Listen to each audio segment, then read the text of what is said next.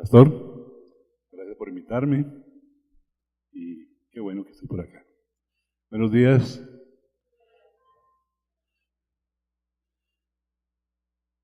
Yo no soy muy bueno para esto que voy a hacer, así que perdóname si tengo algunas deficiencias, porque este no es mi oficio. Sin embargo, voy a intentar darles algo. Yo nunca me imaginé estar en Sogamoso haciendo esta tarea. Y fíjate que hoy voy a hablar de la imaginación. El pastor inició su charla con ese precioso momento en que Jacob está acostado en esa tierra y tiene un sueño. Y en el sueño se ve él mirando una escalera, llega hasta el cielo. ¿Sí? Y lo que oímos ahí todos fue una comunicación, y esa comunicación nos llenó de imágenes. La imaginación de cada uno seguramente pudo apreciar las imágenes que esa comunicación le provocó. Así que voy a hablar de eso, pero antes quiero comentarles lo que el pastor hizo como introducción. Hace quizás por ahí como un año o menos, el pastor me dijo: ¿cuándo va a predicar a Sogamoso? Yo lo miré hacia la cara y le dije: ¿predicar? ¿Predicar? Dijo: sí, predicar. Le dije: bueno, yo no estoy listo, pero cuando esté listo le digo. Así que yo le dije: papito Dios, ¿yo como de qué voy a hablar? ¿Qué le voy a contar a la gente? Y bueno, pregunté y pregunté hasta que estuve listo. Y entonces le dije al pastor: bueno, ya como que estoy listo. Y entonces cuadramos esta reunión, esta cita. Y esta cita no es una predicación, es un compartir. Y quiero que lo tomen así, porque a veces es un poco complicado hacerte pastor cuando no se sabe de eso. Así que vamos a ponernos como en ese ambiente de compartir.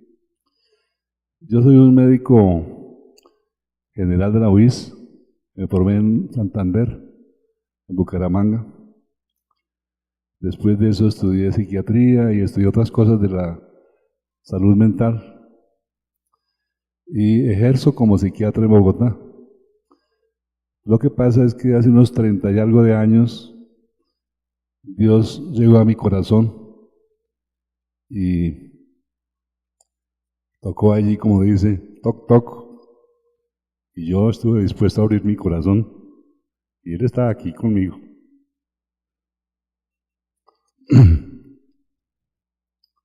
Así que yo, por supuesto, veo a mucha gente con muchos problemas y generalmente pues los problemas de las personas tienen que ver con lo que imaginan. La gran cantidad de problemas tienen que ver con lo que imaginan.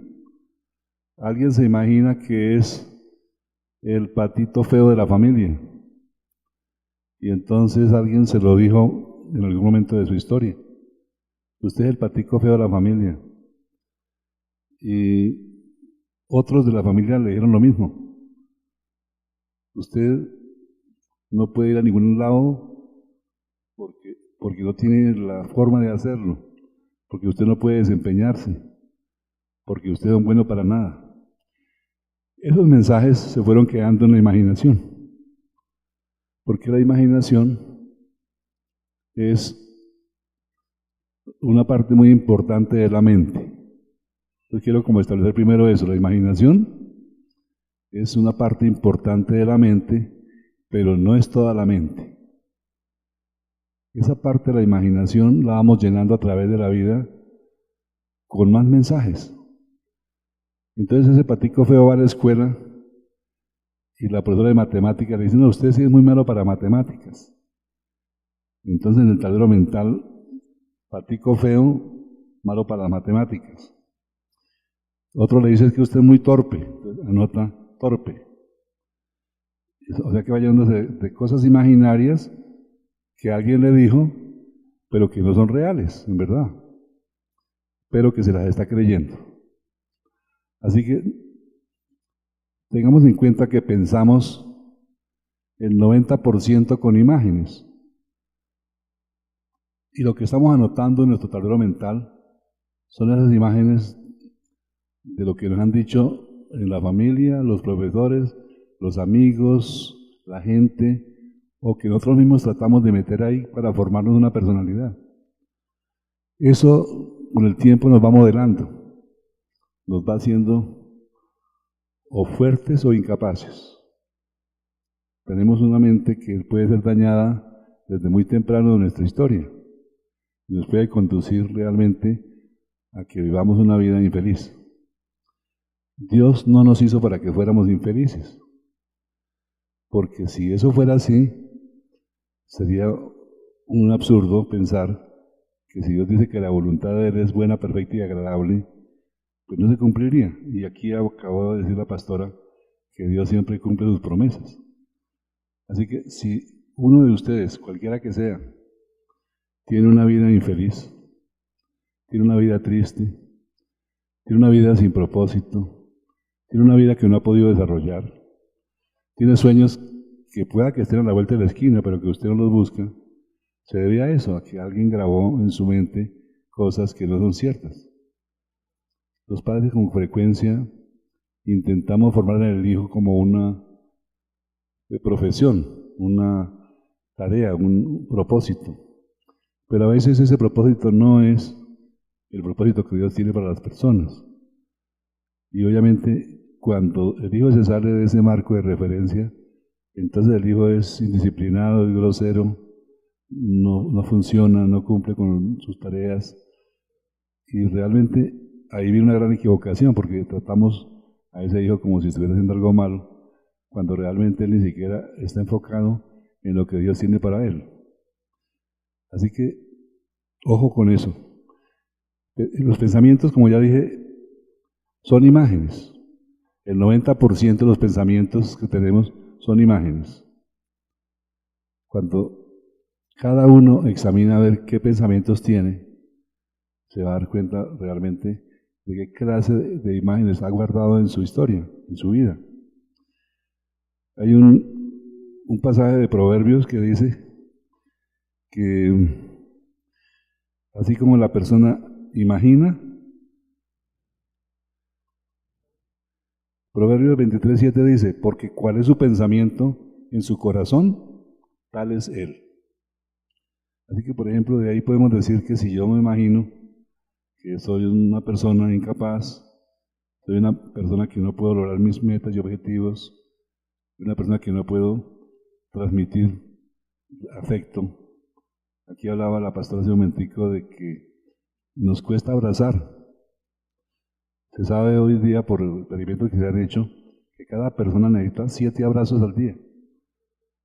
Entonces aquí la cuestión es, ¿a cuántos le faltan, no es cierto, esos abracitos? Levanten la mano para que puedan entonces pedir abracitos. Realmente tenemos que darnos y procurarnos como ese calor humano, porque ahí comienza la autoaceptación. La autoestima, que es lo que más se daña, por ejemplo, en la depresión. Toda persona depresiva tiene una falla en su autoestima. ¿Por qué? Porque no se valora. Y cuando no se valora a alguien, está infringiendo un mandamiento poderoso, que es amar a Dios y al prójimo como a sí mismo. Si uno no se valora, tampoco valora a los demás. El que no se valora, obviamente, está perdiendo el tiempo, porque no logra sus objetivos, no logra llegar al punto donde Dios quiere que vaya. La otra cosa que pasa con la persona depresiva es que se devalúa ella misma. Siempre está lastimándose, siempre está diciéndose que no puede lograr las cosas porque su valor es muy pobre. Y generalmente estas personas sufren mucho porque en un mundo como este, que es un poco cruel, las personas que sí supuestamente tienen mejor valor se aprovechan de ellas. Las ponen a hacer cosas indignas a veces. Muchas niñas quizás abusadas de las que hay tantas en Colombia, caen en el abuso justamente porque les parece que tener intimidad con el novio, con el amigo, las va a hacer más personas o van a ser amadas, cuando realmente lo que la persona quiere es tener las personas por su mero impulso sexual. Muchas personas también que no logran sus objetivos, pues buscan la forma de trabajar en un sitio cómodo, a veces un trabajo que es menos lo que puede hacer, porque su propio valor las hace sentir que no valen en el trabajo ni en la familia. Otra característica de la gente depresiva es que se frustra muy fácilmente. Tiene un nivel de frustración muy bajo. Entonces, como está devaluada, tiene baja autoestima, cualquier cosa la frustra. Y cuando se frustra, entonces entra en comportamientos inadecuados, como por ejemplo aislarse socialmente, como estar sola, como no compartir, como no lograr obviamente sus objetivos, como no trabajar, y pasan por perezosos y pasan por toda clase de comportamientos que los demás rechazan. Así que cuando el Señor nos dice que la fe comienza con la imaginación, el mandamiento es el siguiente, Mateo 22:37. Jesús dijo, amarás al Señor tu Dios con todo tu corazón y de toda tu alma y con toda tu mente. Aquí las partes que se mencionan son el corazón, que conecta tu espíritu y tu alma. El alma es el lugar donde residen tu voluntad, las emociones y tu intelecto. Es el lugar donde sientes. Y por último, la mente, que en griego viene del griego de anoa, que significa pensamientos profundos. El ejercicio de las facultades de la mente, imaginación, sentimiento, deseo y entendimiento. Así que, cuando miramos la Biblia desde el comienzo, lo que estamos leyendo ahí, lo trasladamos a imágenes, todo el tiempo. Estamos pensando en imágenes. Cuando llegamos a la fe, el día que llegamos a la fe, yo me acuerdo de la iglesia Confraternidad donde recibí al Señor, la prédica pues fue muy especial, y yo sentí ese día que debía entregarle mi vida al Señor. Y hice mi confesión de fe, como está en Romanos 10:9, confesando con todo mi corazón y creyendo de todo corazón que yo quería ser salvo y que la salvación era un regalo de Dios. Así que desde ese día creí y he creído y creo que ha sido lo más fuerte en mi corazón. Porque la fe es creer en una imagen, ¿sí? No en la imagen obviamente de un Jesús como lo vemos en las laminitas, sino de un Jesús verdadero que es el que justamente nos llena de verdad nuestro corazón en todo tiempo, en todo momento. ¿Y qué tanto hacemos para que la fe se mantenga? Pues estamos revisando la historia que nos ha contado el Señor todo el tiempo. Estamos meditando en la palabra de Dios todo el tiempo. Como el Señor le dice a Josué, medita en mi palabra de día y de noche. Y eso uno diría es muy difícil. Estar todo el tiempo meditando lo haría uno incapaz de ser productivo, de ser útil, de hacer cosas. Pues no es cierto. Porque si tú estás meditando la palabra del Señor y haciendo tus tareas, pues cada tarea la haces como para Él, para agradarlo, para que Él se sienta bien contigo, para que Él te esté dando palmadita en la espalda y muy bien, hijito, vas bien, sigue adelante, lo haces bien. Y la fe viene por el oír, así que hay que estar revisando la palabra, porque uno no puede meditar en lo que no conoce. Solamente uno medita en lo que conoce. Lo que conoce uno es la palabra de Dios, lo que está escrito. Cuando uno realmente comienza en la fe a darse cuenta de que cuando leemos la palabra, nuestra imaginación se pone al servicio de Dios, porque ahí obviamente uno sabe ya qué es lo que es imaginario y qué es lo que es real. Porque uno puede imaginar muchas cosas que son fantasías, pero el Señor nos dice con claridad que tenemos que enfocarnos en lo que pensamos. Entonces, hay un versículo que yo lo llamo la economía de la mente, que es obviamente muy potente. ¿Por qué? Porque lo pone a uno en sintonías. Y eso es lo que está en Santiago, en Filipenses 4:8. Dice, por lo demás, hermanos, todo lo que es verdadero, todo lo digno, todo lo justo, todo lo puro, todo lo amable, todo lo honorable, si hay alguna virtud o algo que merezca elogio, en esto meditad. Lo llamo la economía de la mente porque Dios no nos dio la imaginación ni la mente para pensar en lo que nos dé la gana. Quiero que entiendan eso, ¿sí? La mente y la imaginación no nos fue dada para imaginar o para pensar lo que queremos. Y por eso este versículo es central en lo que digo, porque si alguien se pone a pensar algo y lo pasa por el sedazo de este versículo, entonces se va a preguntar, ¿lo que pienso es bueno? ¿O lo que pienso es verdadero? ¿O lo que siento, lo que estoy pensando, merece elogio o tiene alguna virtud? Así que es un ejercicio permanente, tenemos que estar haciendo un monitoreo de lo que pensamos, porque después de que pensamos algo, viene el ejercicio de las emociones. ¿Sí? Lo que pensamos se traduce en emociones después, nos lleva a sentir cosas, y luego de sentir cosas nos lleva a actuar. Entonces, si cuidamos nuestra mente, si cuidamos obviamente las ideas que tenemos, si las estamos enfocando a la medida de Dios, pues seguramente las acciones nuestras van a ser buenas y van a cumplir el propósito que Él tiene con nosotros. Así que debemos pensar que hay algo que hay que cambiar definitivamente en nuestra forma de pensar. Cuando uno mira qué más tiene el Señor para decir acerca de la mente, Él viene obviamente a mostrarnos todos los ejemplos bíblicos de lo que hace el enemigo en la mente del ser humano.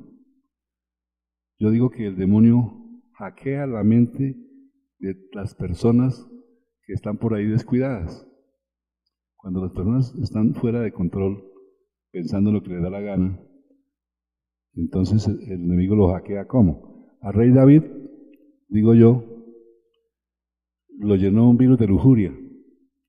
Y entonces llegó y miró al lado ahí la vecina y fue y la tomó. A Elías le puso un virus de temor en la mente y imaginó que Jezabel lo iba a matar. Y cada ejemplo bíblico que hay, cada historia de la Biblia, uno dice aquí, ¿qué virus le introdujo en la mente el enemigo? ¿Cómo lo hizo? ¿Sí? Y la Biblia está llena de esa clase de virus. Así que el antivirus siempre está en la palabra del Señor. Por eso en el libro de Romanos hay un versículo sumamente importante y potente que dice el Señor que tenemos que formatear el cerebro, formatearlo. Yo lo digo de esa manera para que lo entendamos en lenguaje moderno. Y es que él dice que tenemos que cambiar nuestra mente, o sea que la mente puede cambiar. Si está escrito que uno puede cambiar, y Dios dice eso, es porque podemos cambiar algunos de esos mensajes que dije antes, que uno desde niño va acumulando en su cabeza. Por ejemplo, yo cuando fui al ejército a ser soldado de la República, yo era un joven bastante rencoroso y el oficial que me comandaba tenía un dicho, y el dicho era, es que a mí el que me la hace, me la paga y me la queda debiendo. Y resulta que a mí me gustó. Yo tenía 17 años y a mí el que me la había hecho me la había pagado. Era un niño bastante agresivo y obviamente me pareció que era muy buena esa frase y que venía bien conmigo. Y tuve que pasar un tiempo eh, viviendo con eso, aunque no era lo central de mi vida, pues hasta que llegué como a la universidad. Un día, así como llegó esa cosa de mi agresividad, también llegó una idea en que yo no tenía por qué pegarle a ninguna persona. Y me acuerdo que yo pensé, oiga, los médicos no le pegan a los pacientes. Así que entonces de ese día también decidí que no iba a pegar más. En fin, esto obviamente para cada persona es una cosa individual, porque cada uno de ustedes ha estado sujeto a muchas experiencias. En mi caso, pues yo no solamente fui soldado de la República, también fui acólito. Fui también de estos niños que se prestan para que los vistan de apóstoles en la Semana Santa. Fui Boy Scout. Y obviamente he hecho muchas cosas. Yo a veces me pongo a pensar, oiga Dios, ¿por qué lo pasa uno por tantas cosas? Debe ser para alguna cosa. Y en mi caso, verdaderamente, lo que ha hecho el Señor con toda esa información, porque a veces tengo tanta información que me cuesta trabajo incluso transmitirla, es para el oficio que yo hago. Porque yo veo mucha gente que tiene innumerables problemas, distintos problemas, hombres, mujeres y niños, y siempre el Señor me lleva a etapas de mi vida en las cuales yo estuve de pronto mirando eso, viviendo eso, sintiendo eso. Y cuando yo digo, bueno, yo pasé por ahí para que yo aprendiera a ser la persona que soy, para que pudiera entender cuando una persona está triste. ¿Sí? Entender la tristeza es complicado. Cuando una persona cuenta, no, es que yo estoy muy triste. ¿Y por qué está triste? Usted tiene una casa donde vivir, tiene plata, tiene amigos. ¿Por qué va a estar triste? Porque tiene un mensajito de estos, un virus de esos ahí en su mente. ¿Sí? Y no ha descubierto que hay una forma de quitarlo. ¿Sí? Y que la forma de quitarlo es con la palabra del Señor. Ese es el borrador. ¿Sí? El borrador supremo para toda idea de esas virulentas que el enemigo ha puesto en su cabeza. Está obviamente la palabra de Dios. Porque cuando la persona entiende que la palabra es el borrador y lo ejerce continuamente, entonces se acostumbra a eso, se acostumbra a hacerlo.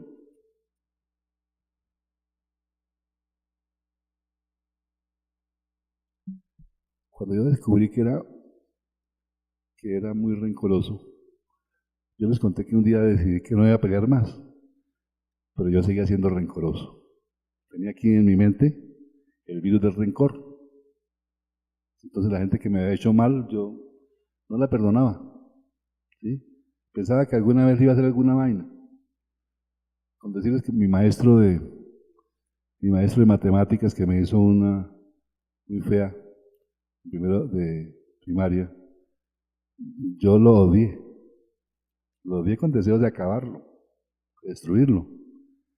El día que presté mi servicio militar, que era la última reunión en el Club de Soldados en el Socorro, entonces también ya estaba graduado, tenía mi diploma de bachiller, y estaban todos los profesores, y con todos tuve una estupenda relación.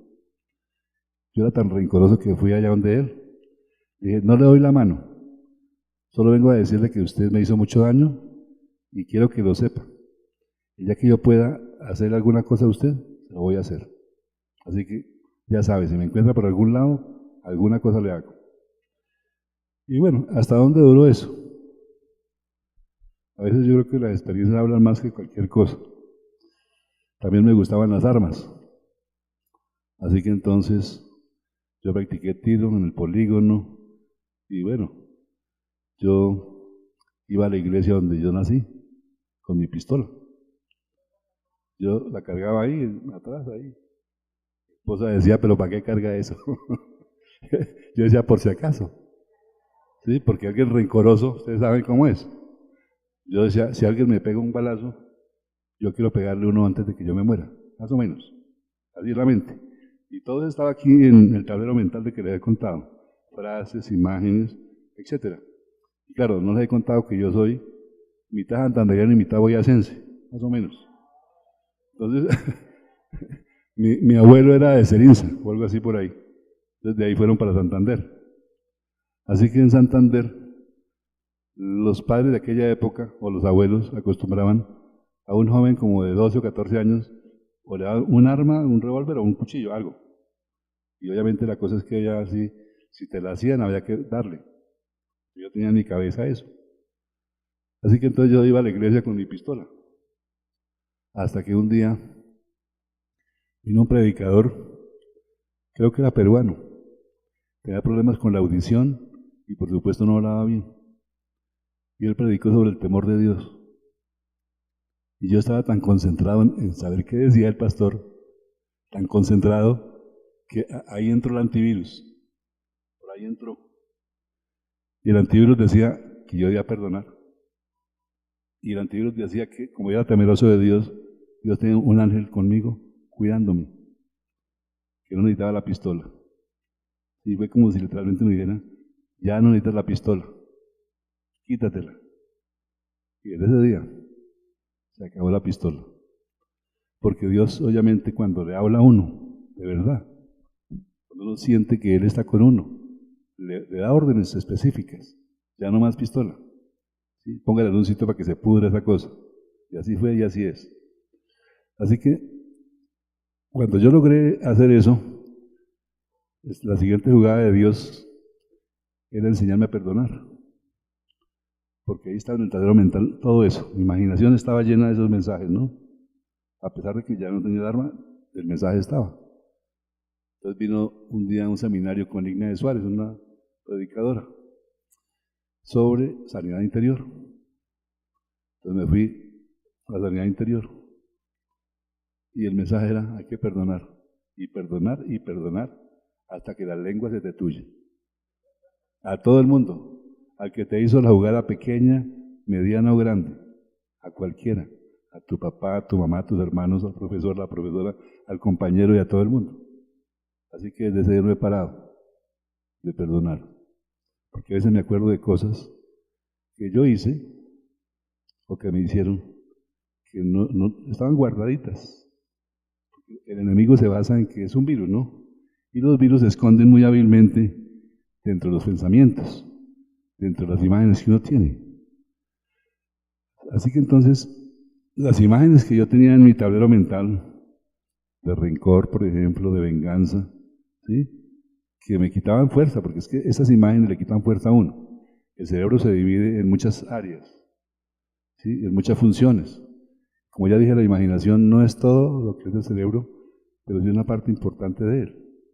Entonces yo tengo cosas en mi imaginación que son de ese tipo, de no perdón, pues obviamente eso daña mi imaginación, porque siempre estoy prevenido contra la gente. ¿Qué me irá a hacer esta persona? ¿Y esta qué me va a hacer? ¿Y aquella qué me va a hacer? Y si me hace, ¿qué le voy a hacer a esa persona? Vivimos en función de hacer un juego de ajedrez con nuestra mente. Así que hice sanidad interior y yo comencé a perdonar y perdonar y perdonar. Pero todavía faltaba alguna otra cosa más, porque Dios hace la parte de uno perfecto. Entonces después vino la ley 100 de medicina. La ley 100 de medicina hizo que yo, de ser una persona supremamente exitosa y con una consulta impresionante, yo hacía medicina general y psiquiatría. Entonces veía como 300 personas al mes solo de medicina general. Y vivía lleno en mi parte de psiquiátrica. Así que entonces la ley 100 me acabó la consulta. Y luego el Señor me habló y me dijo, no te ates en yugo desigual. ¿Qué es eso? No se meta en las prepagadas ni en las consultas normales, porque ahí usted lo van a desangrar. Espere acá. ¿Y qué me hizo el Señor esos años? Como 4 años. Coma Biblia. ¿No hay consulta? Coma Biblia. ¿Sí? Pero el antecedente de eso es que en la confraternidad conocí a un pastor que la fundó, y ese pastor, la primera vez que predicó, dijo, en tiempo de crisis, vayan al fundamento. Esa frase me quedó en la cabeza.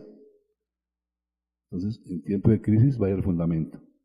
Y cuando pasó esto de la ley 100, esa fue la frase que quedó en mi cabeza. En tiempo de crisis, vaya al fundamento. Así que entonces cogí mi Biblia, y entonces de Génesis para adelante, aquí de Isaías para atrás, aquí los salmos, aquí los proverbios. Lea y lea. Y aprenda. Y entienda. Y medita en la palabra del Señor. Y ahí quizás comenzó una etapa de mi vida sumamente importante para el tratamiento con las personas. Era el tratamiento justamente de lo que dice en Romanos 12:3, acerca de la... a ver, se me perdió aquí la hojita. ¿En qué dice pues que hay que formatear la mente? Yo lo traduzco así. A ver, Romanos.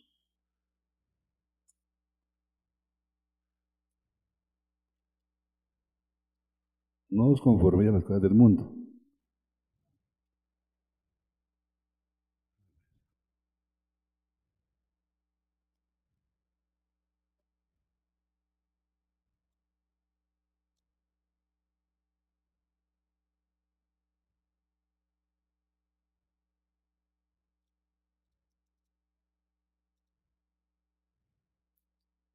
Sí, no os conforméis a este siglo, sino transformaos por medio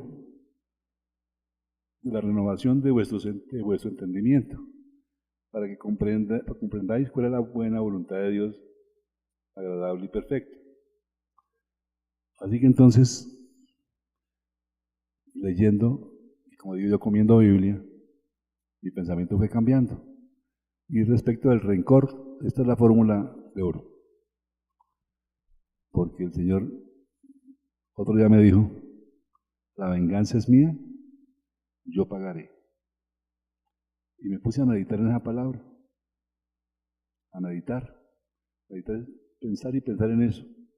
¿Qué quiere decirme, Señor? Y preguntándole así.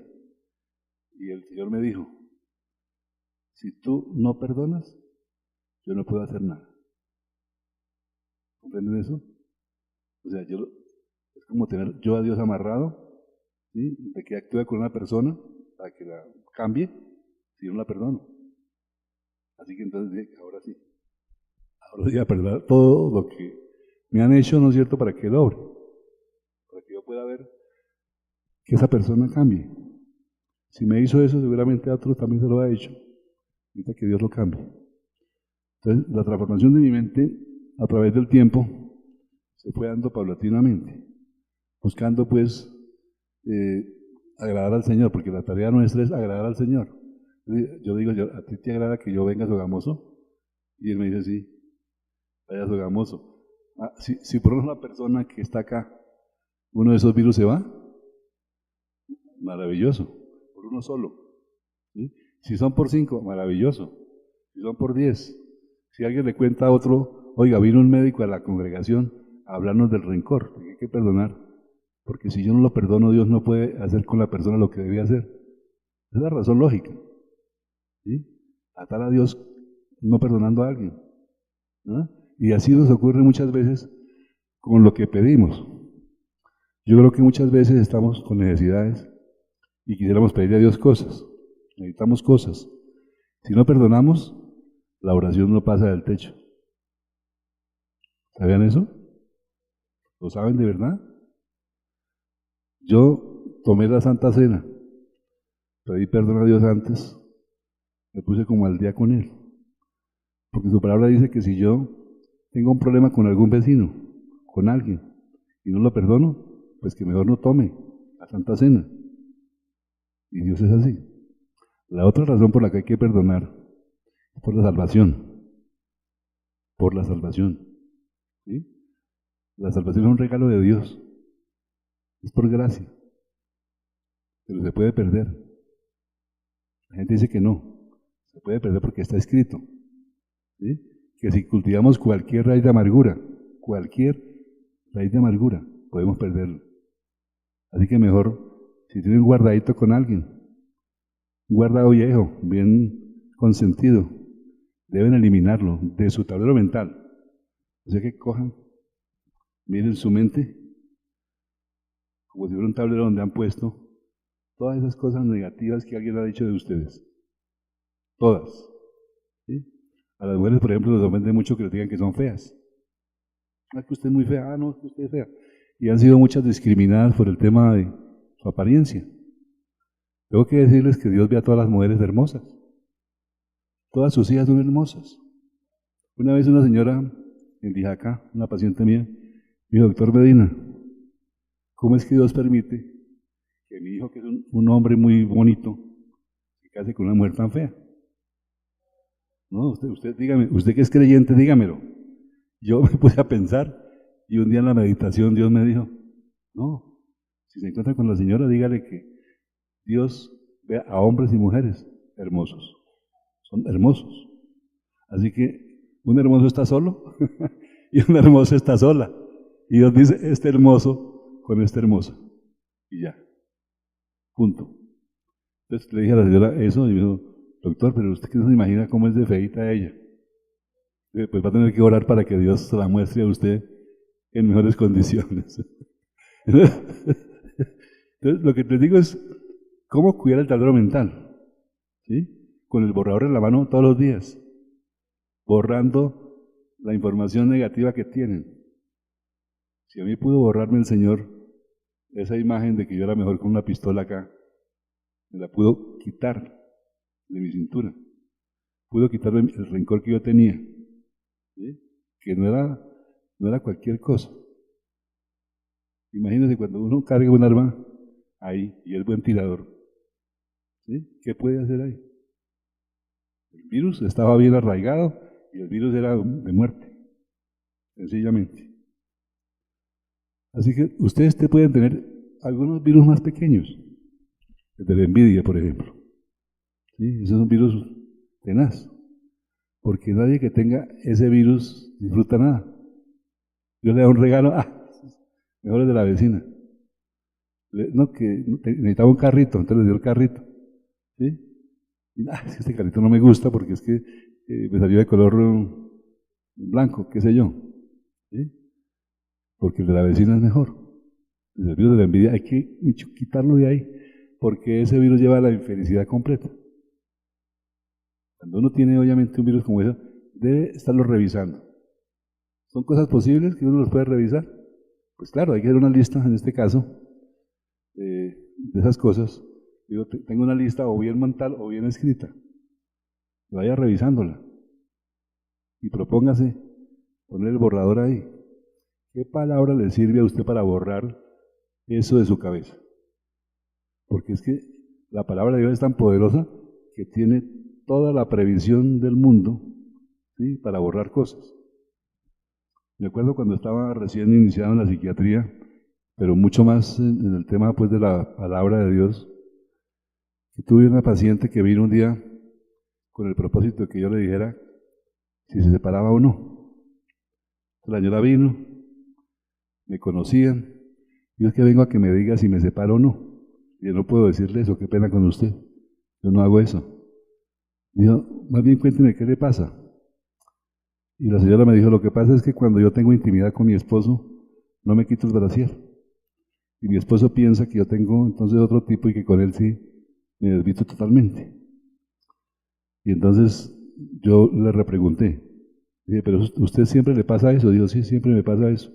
Y dije, ajá, ¿y usted por qué lo hace? Digo, porque mi mamá me dijo que el seno era solamente para los bebés, que no tenía por qué dárselo a mi esposo, que no me acariciara ni nada. Entonces yo le dije, bueno, yo estaba sentado aquí a este lado en mi consultorio, ahí estaba la señora. Y dije, supongamos que Dios está sentado aquí al lado mío. ¿Sí? Y Dios dice que usted debe disponerse con su esposo como debe ser. Si Dios dice eso, ¿usted podría cambiar? Dijo, sí. Dijo, listo, venga para acá, miramos a ver qué dice Cantar de los Cantares. Entonces va a cantar los cantares y entonces habla de cómo la mujer se dispone para su esposo. Y ella me dice, uy, esa Biblia como que no es la mía. Así que entonces saqué otra una Biblia católica y dije, mire, ¿qué dice acá? Ella leyó y me dijo, no había leído nunca eso. Dije, entonces, ¿tú crees que Dios es más poderoso que tu mamá? Y yo, no, ¿cómo le ocurre? Y yo, bueno, entonces piense a ver, ¿qué va a hacer? Y en 15 días los veo nuevamente. 15 días, suficiente. Todo estaba muy bien. O sea, así funciona el borrador. La palabra quitando los virus en todo tiempo.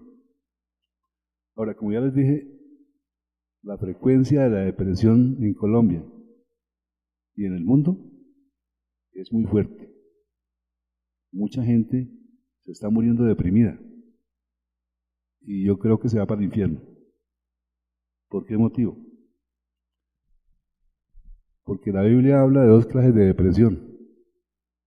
Una depresión o una tristeza, que es para redarguir el corazón de uno, para pedir perdón a Dios y para salvación. Es la que hacemos cuando llegamos a la confesión de fe. Y entonces esa tristeza porque el Espíritu nos contrista. El Espíritu tanto nos contrista, oiga, usted está muy mal. ¿Sí? Mire lo que ha hecho con su vida, con sus cosas. Uno pide perdón y llega al Señor y hace su confesión de fe. Pero la otra tristeza que es en el mundo, por cosas a veces baladíes, superfluas, ¿sí? Que no es para salvación, no es para arrepentimiento. ¿Sí? Así se muere mucha gente. Y yo creo que en las iglesias es algo que debería tratarse, porque resulta que la gente está triste y cree que así debe ser la vida. He conocido muchas personas que son tristes porque el papá era triste, la mamá era triste, tienen hermanos tristes, ¿no? Todos viven en tristeza. ¿Sí? Yo digo, qué cosa tan seria. Y sobre todo cuando uno trata a la gente que tiene esa tristeza y comienza a mejorarse y comienza a decir, oiga, sí se puede salir de la depresión. Claro, las pepas ayudan, pero la palabra también. ¿Sí? Cuando la persona se siente, por ejemplo, triste, también viene la otra parte del ser humano, que es la soberbia, que es la prepotencia, que es el orgullo, y que obviamente lo lleva a tener comportamientos contra él o contra los demás que son nocivos.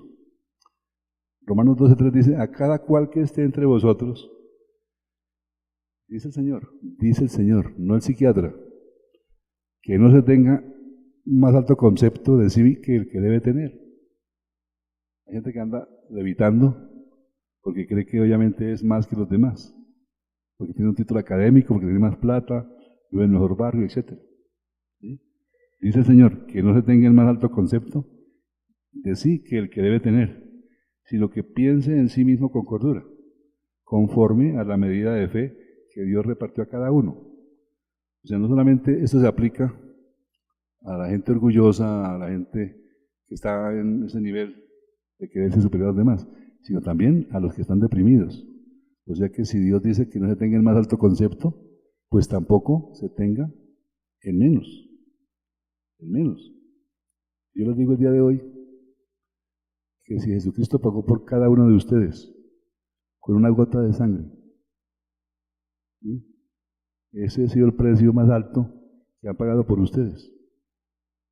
Y si Jesucristo lo pagó, ¿quién puede pagar por ustedes más que una gota de sangre? ¿Quién puede pagarlo? No hay nadie que pueda pagar un precio más alto que ese. Yo me imagino a veces una gota de sangre en un recipiente, en un remate de esos grandes en Estados Unidos. ¿Cuánto pagaría alguien por tener una gota de sangre? Entonces, la autoestima no viene de que los quieran en la casa, no viene de que les den abracitos o piquitos, o les digan que son bonitos. No, la autoestima viene de Dios, porque no hay nadie que haya amado tanto a los hombres como Él. ¿Sí? Dice en Romanos por ahí que Cristo murió por nosotros aún siendo pecadores. ¿Sí? Es una manifestación del amor de Jesús, de que aún siendo pecadores Cristo murió por nosotros. O sea, ¿quién puede dar una muestra de amor más grande? Nadie. O sea que ustedes no son valiosos por lo que el mundo dice, no son valiosos por lo que dicen en su casa, sino por lo que dice Dios. Tienen que preguntarse siempre, cuando se sientan desanimados, cuando estén tristes, cuando estén aburridos, ¿sí? ¿Quién me ama más? ¿La gente, mi familia, en mi trabajo, en mi casa o el Señor? Quizás si lo hiciera uno permanentemente, se daría cuenta del valor que tiene. Los judíos, por ejemplo, cuando uno los ve siempre altivos, siempre mirando hacia adelante, en sus carros espectaculares, siempre con su saco de bien vestidos, etc. ¿Sí? Ellos viven así y se creen que son el pueblo escogido. ¿Sí? La Biblia dice que son pueblo escogido y nación santa. ¿Y nosotros por qué no? O sea, hay que levantar la autoestima. Hay que luchar contra la depresión. No solamente los que estamos acá. ¿Usted conoce a una persona depresiva? Pues acérquese, compártale al Señor. Muestre de dónde viene el valor que Él tiene. ¿Por qué es tan valioso Él? ¿Qué lo hace valioso? ¿Sí? Y le contaba a una persona en estos días acerca de las madres judías. Las madres judías, digo que están entre las mejores madres del mundo, porque ellas a sus niños pequeños no les hacen bullying. La embarran los chinos y ellas lo levantan. Ellos no los injurian, no los calumnian, no los apedrean, nada de eso. No, mijito, es que usted le fue mal, pero usted puede mejorar. Venga para acá. Queremos ver dónde está el problema, encontremos la solución. ¿Sí? Ese ello lo perdiste, pero no importa, la no te lo vas a ganar. ¿Sí? Y por eso es que los judíos tienen la tasa más alta de premios Nobel del mundo. Han sido premios Nobel en todas las disciplinas, debido a esas mamás, más que al papá, que está ahí, obviamente, empujando ese chino, ¿no? Dándole moral, levantándolo, ¿no es cierto? Y diciéndole que es más importante él como persona que las cosas. Hay que cambiar un poco también eso de nuestro tablero mental. Pero en fin, yo quisiera decirles muchas más cosas, y a veces cuando voy hablando ahí se me ocurren más cosas, ¿sí? Pero esta parte es fundamental. El pensamiento modela entonces lo que somos. Hablando del éxito, siempre se habla del éxito, no del almacén, sino del éxito en las personas. Y el éxito es tener una casa muy buena, un carro muy bueno, acciones de dinero y demás cosas. Pero el éxito en el cristiano, ¿cuál es? Es obviamente tener claro, ¿sí?, quién es el Señor nuestro Dios el Todopoderoso. Ese es el éxito de la persona. Porque cuando usted lo tiene claro, ¿sí?, está cambiando su forma de pensar. Y al cambiar su forma de pensar tiene un cambio también en su forma de actuar. Y eso obviamente en lo que hace la persona genera también cambios. Sin embargo pasa en nuestra comunidad cristiana que algunos obviamente que sacan pecho diciendo que son cristianos, la embarran, porque no están enfocados en lo que deben hacer, no están dejando un testimonio de lo que son. Y es muy feo cuando alguien le dice, no, es que le presté a tal persona tal cosa, o le di un trabajo a tal persona, y para completar era cristiano. Es un problema. ¿Sí? Pero cuando una persona comienza a pensar en términos del éxito verdadero que tener a Jesús en su vida, en su corazón, hacer las cosas como para Dios, todo cambia. ¿Sí? O sea que todo comienza con una idea, ¿sí?, y termina con una idea. Este sitio donde estamos hoy, me vienen contando pues que ha sido un esfuerzo grande. Yo ya levantaron todo, ¿no? Ya está sólido el tema. Está bien agarrado todo, esto no se va a caer. Comencé a pensar así, ¿no? A pensar ahí. Y después de todo, ¿no es cierto? Digo, pues, como le dije al pastor, que si el Señor no hace la obra, en vano trabajan los obreros. ¿Y la obra dónde comienza? En la imaginación. ¿Dónde comienza la fe? En la imaginación. ¿Cómo nos complicamos la vida?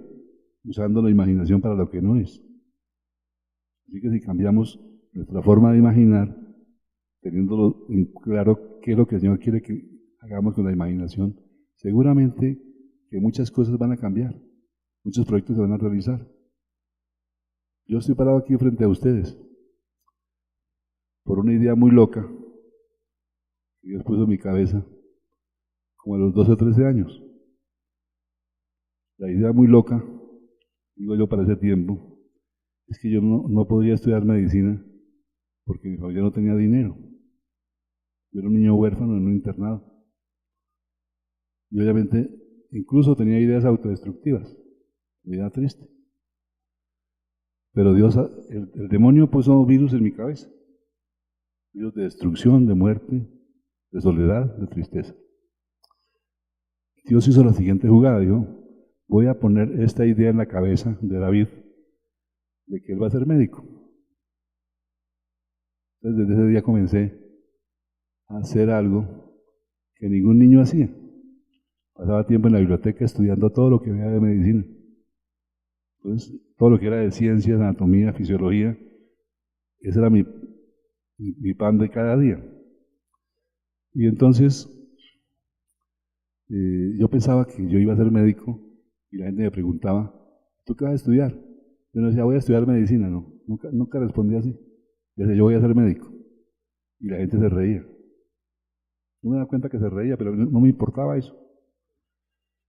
También Dios me dio una mente prodigiosa, una mente con una inteligencia bastante importante, una memoria importante.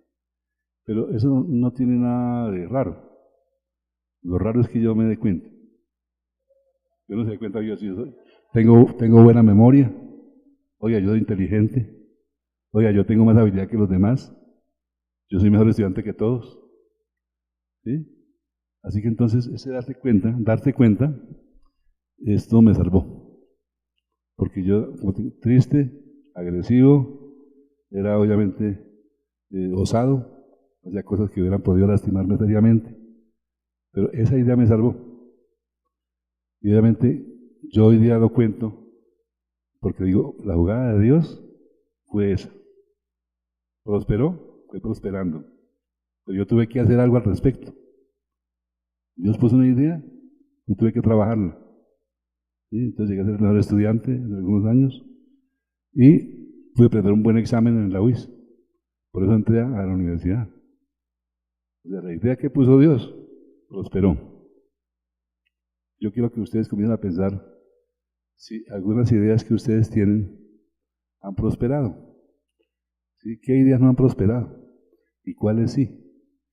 ¿Cuáles de las negativas prosperaron? Porque lo que tiene obviamente a veces más el ser humano es que le pone más cuidado a las ideas negativas, ¿sí?, que a las positivas.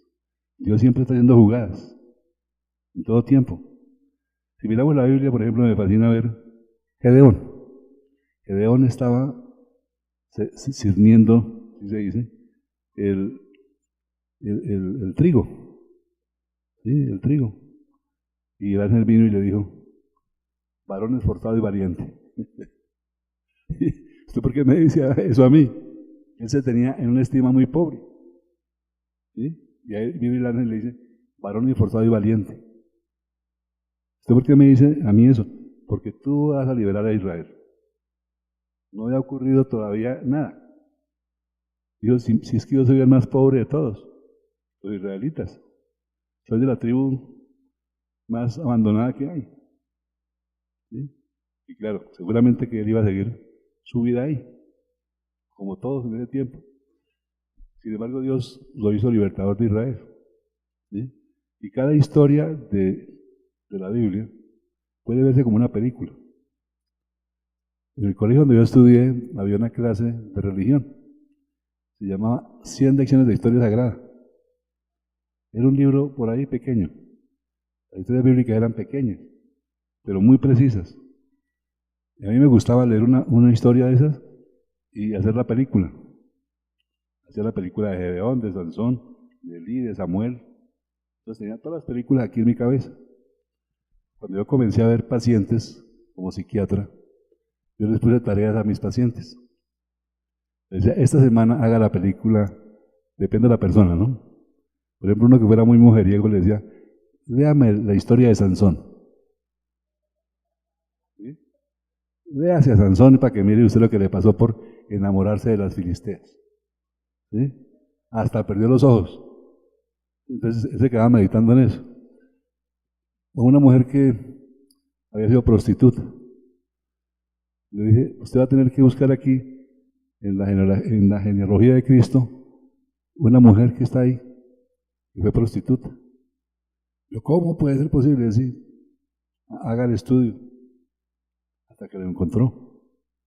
Se dio cuenta que esa mujer, que fue la mujer que permitió que los espías de Israel pudieran darse cuenta de cómo estaba protegida Jericó, esa mujer fue rescatada por el Señor Jesucristo, no por el Señor de Israel, y cómo esa mujer Dios la recuperó para su causa y la hizo princesa de Israel. Y se casó con un príncipe de Israel, antepasado de Jesús. Uno dice, oiga, Dios, ¿cómo hace estas cosas? Esta mujer había estado en terapia con un poco de gente, psicólogos, pastores, pero la depresión por el tema de haber sido prostituta no le quitaba, hasta ese día. Ese día se quitó, así, literalmente. Digo, yo ya no soy eso que yo pienso de mí mismo, ¿sí? Porque Dios rescató a una mujer, ¿no es cierto?, del camino que llevaba y la glorificó. Entonces yo creo que se den cuenta que la estructura del pensamiento es algo que es complejo desde el punto de vista de los que estudian la mente y las emociones y demás, y como es mi caso, pero puede ser más sencillo si lo vemos en el contexto espiritual, porque probablemente el 90% de las enfermedades emocionales y mentales, incluso las físicas, tienen un trasfondo espiritual. Y obviamente el Señor no quiere que las personas vivan así. Jesús dijo que Él venía a liberar a los cautivos. Si alguien está cautivo por una depresión, por una ansiedad, por una obsesión, por una idea absurda, ¿sí?, es el tiempo de que se dedique a borrarla de su mente, con la herramienta más poderosa que existe, que es la palabra de Dios. Porque Él mismo dice en su palabra, que nunca regresa vacío, nunca. Así que eso es lo que quisiera, obviamente, decirle para terminar. Y si ahora mismo alguien quiere que yo ore por usted acerca de sus cosas, levántese. Voy a orar por usted.